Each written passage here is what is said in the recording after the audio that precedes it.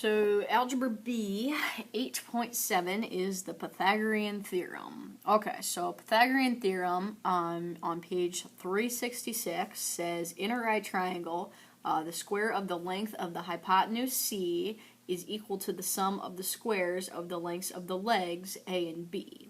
Okay, so what that means is we've got a right triangle, and this only works for right triangles where one of your corners is 90 degrees. They put that little square there. We've got two different things. We've got the legs, which are A and B. So these two here, the A and the B, those are both called the legs. And then the C is called the hypotenuse.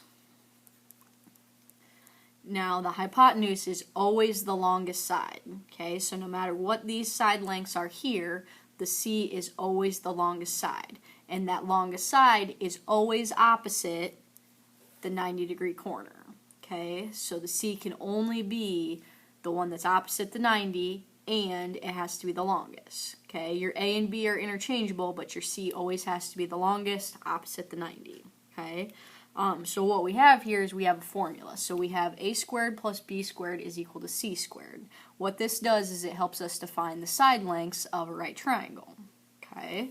So like if we look at example 1 here, it says find the length of the hypotenuse of the right triangle. Okay, so we have two lengths here, 9 inches, 12 inches, and we have to figure out what our x inch is. Okay, and it's actually the hypotenuse in this case that we're trying to find, because the x we're trying to find is opposite the 90. So when we set this up, we could make the 9a and the 12b. So when we use our formula, a squared plus b squared is equal to c squared, we just plug the 9 in for the a, so 9 squared plus, and for the b we're going to put a 12, is equal to our c squared, and we don't know what our c is, that's what we're trying to find.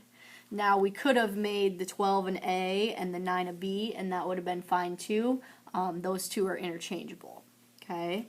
So then what we do here is we solve this out. So if we take 9 and square it, we get 81. If we take 12 and square it, we get 144. And then that's equal to c squared. Then what we want to do is we want to take 81 and 144 and add them together. So that would be 225 is equal to c squared. Then now to get rid of a squared, we do the opposite, which is square root. So what we're going to do to get rid of the squared with the c is to take the square root of both sides. So if we take square root of c squared, well, those cancel, so it's just a c. And if we take square root of 225, we get 15. So our c, or it says x in this case, is going to be 15. Okay? Now, one way to kind of check this is your hypotenuse, or the one opposite the 90, always has to be the biggest. Well, if we look at our numbers, 9, 12, and 15, that makes sense that it's the biggest. Okay? So you guys on page 367, try out A, and then I'll get you your answer here. So for A, they got 10 meters. Okay, and they were trying to find the hypotenuse on that, or trying to find C. Okay, now for example 2, they're asking us to find one of the legs. Okay, so in this case, we know what our C is, so our C opposite that 90 degrees is our hypotenuse, so C's 22, and then our A and our B are interchangeable, so I'm going to make A 15, and I'm looking for B. Okay, so when I solve this out here, if I go a squared plus b squared is equal to c squared, my a value is 15, so 15 squared plus my b, I don't know, so b squared is equal to my c squared, which is 22 squared. Okay, then I'm going to solve this out here. So if I take 15 and square it, I get 225 plus b squared is equal to, and then 22 squared is 484. And then now, to get the b by itself, I need to get rid of the 225 first. So to get rid of this 225 here, I'm going to subtract 225 from each side. That goes away, so then I'll have b squared is equal to, and then if I do 484 minus 225, I get 259. And then now I'm down to b squared is equal to 259. So to get rid of squaring something, I take square root. So I'm going to do square root of both sides. So that goes away. So I'll have b is equal to square root of 259. And then I don't know that off the top of my head, so if I went to use my calculator on that, take second square root 259, I get a decimal number here, and it tells me in the directions if I do get a decimal to round to the nearest tenth. So we can do b is approximately equal to, and nearest tenth would be one position behind the decimal. So 16 point, and then we look to the right of the tenths position, which would be a 9. The 9 is going to round that up to a 1. So approximately equal to 16.1, and our label would be centimeters. Okay? Okay. So next thing here would be some for you guys to try. So on page 367, try out B and C, and then I'll get you your answers. So for B, they got 24, and for C, they got 17.3. Okay? Okay, so next thing here is converse. Converse means reversing something or the opposite of something.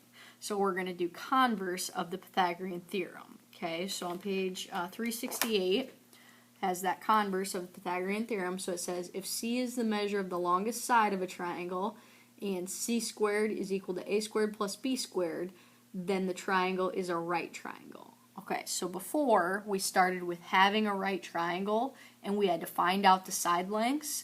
Now what we're going to do is we're going to start with the side lengths and figure out if it's a right triangle or not. Okay, it's just doing backwards of what we did before. So we're going to start with the side lengths, and we have to decide if these triangles are right triangles or not. Okay? So if we look at example 3, it says the measures of the three sides of a triangle are 6, 11, and 13. Determine whether this triangle is a right triangle. Okay, so 6, 11, 13. Well, 13 is the biggest, so that's definitely got to be my C. And my A and B are interchangeable, so I'm going to make my A 6 and my B 11. Okay, so if I write this out here, for my A, I would have, so I got A squared plus B squared is equal to C squared. So my A is going to be 6, so 6 squared plus my B is 11. 11 squared is equal to 13 squared. Now what I want to do here is I want to solve both sides of this out and see if they truly equal each other. If they truly equal, then it's a right triangle. If they don't, then it's not. So if I do this here, if I take 6 and square it, I get 36. 11 squared is 121. And 13 squared is 169. So if I take 36 plus 121, I get 157 is equal to 169. Well, I know that's not true. So since those are not equal to each other, the answer to this would be no. Okay? So a situation when this does work, so kind of a different problem out here. Say my side lengths are 3, 4, and 5. 5 would have to be my C because that's the biggest. So if I did 3 squared plus 4 squared is equal to 5 squared, that would be 9 plus 16 is equal to 25. Well, if I add 9 and 16 together, I get 25. So since 25 equals 25, that would be yes. Okay, so if they don't equal each other, it's no. If they do equal each other, it's yes. So 3, 4, and 5 would be a triangle that comes out to be a right triangle. Okay, so on page 368, try out D and E. So for D, they get no. And for E, they also get no. Okay. Okay. Next thing here, story problem. So it says, when laying out a rectangular driveway, a concrete worker measures along one side a distance of 16 foot, and along the adjacent side, which means next to, 30 foot. And then it says the measure of the hypotenuse is 34 foot, and is the corner of the driveway a square? Okay, well, let's draw this out here. So we got a driveway. it's supposed to be a rectangle. And they tell us one of the distance is 16 feet. And another one right next to it is 30 feet. And then they tell us the hypotenuse, or measuring from corner to corner of this driveway, so just like that, it's 34 foot.